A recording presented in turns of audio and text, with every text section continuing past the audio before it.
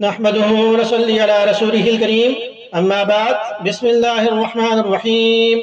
حضرت جبیر ابن مطعم رضی اللہ عنہ کہتے ہیں کہ میں نے نبی اکرم صلی اللہ علیہ وسلم کو یہ فرماتے ہوئے سنا کہ میرے متعدد نام ہیں، جن میں سے میرا نام محمد ہے، احمد ہے، میرا نام ماہی بھی ہے کہ اللہ تعالیٰ میرے ذریعے سے کفر کو مٹاتا ہے، میرا نام حاشر بھی ہے کہ لوگوں کو میرے نقش قدم پر اٹھایا جائے گا، میرا نام عاقب بھی ہے یعنی وہ شخص جس کے بعد کوئی نبی نہیں۔ بخاری و مسلم میں اس کو روایت کیا گیا ہے۔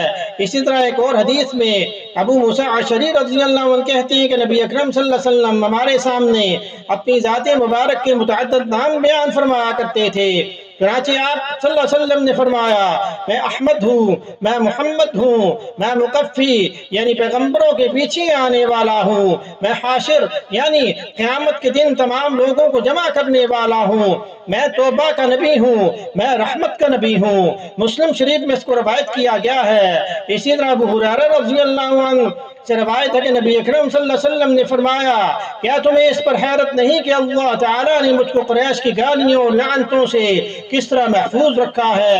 وہ مزمم کو گالیاں دیتے ہیں اور مزمم پر لعنت کرتے ہیں، جبکہ میں محمد ہوں۔ بخاری شریف میں اس کو روایت کیا گیا ہے اور محمد کا مطلب ہے تعریف کیا ہوا۔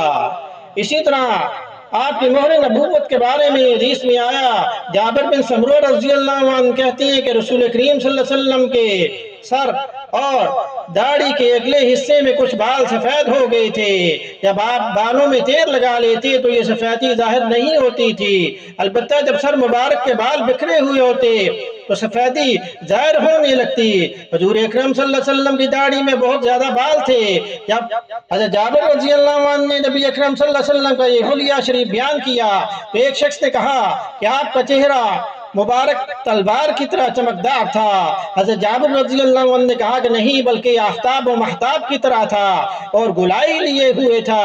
نیز میں نے آپ کی مہر نبوت کو دیکھا جو شانے کے قریب تھی اور کبوتر کے انڈے کی طرح تھی، اس کی رنگت آپ کے جسم مبارک کے رنگ کی سی تھی۔ مسلم شریف میں اس کو روایت کیا گیا ہے۔ اسی طرح عبداللہ بن سرجس رضی اللہ عنہ کہتی ہیں کہ میں نے رسول کریم صلی اللہ علیہ وسلم کی زیارت کی، آپ کے ساتھ کھانا کھانے کا شرف حاصل کیا۔ کھانا روٹی اور گوشت تھا، یا انہوں نے یہ کہا کہ یہ سرید تھا۔ پھر میں آپ کی پشت کی طرف آیا اور مہر نبوت کو دیکھا جو آپ کے دونوں شانوں کے درمیان بائیں شانہ کی نرم ہڈی کے پاس تھی اور مٹھی کی مانت تھی، اور اس پر مسوں کے مانت تل تھے۔ مسلم شریف میں اس کو جو روایت کیا گیا ہے یعنی ختم نبوت کی یہ مہر حضور اکرم صلی اللہ علیہ وسلم کی پشت پر بائیں کندھے کے نیچے تھی۔ نبوت ملنے کے بعد یہ پیدا ہو گئی تھی۔ یہ گوشت کا ایک گول ٹکڑا تھا جس کے بارے میں سابقہ آسمانی کتابوں میں وقت کے نبیوں نے تفصیل بتائی تھی اور آپ کی نبوت کی علامت قرار دے دی گئی تھی۔ اسی وجہ سے حضور اکرم صلی اللہ علیہ وسلم اس کو ہر دیکھنے والے کو دکھاتے تھے اور چھپاتے نہیں تھے، اور آپ کی وفات کے ساتھ مہر نبوت جسم کے اندر دب کر چلی گئی تھی۔ تو ناغز کو جو الفاظ آئی ہیں یعنی کندھے کی ہڈی کے نرم اور پتلے حصے کو ناغز کہا گیا۔ بائیں کندھے کے نیچے اس مقام میں دل ہوتا ہے، گویا دل کے اوپر مہر نبوت تھی۔ ہاتھ کی مٹھی کی طرح یہ مہر تھی۔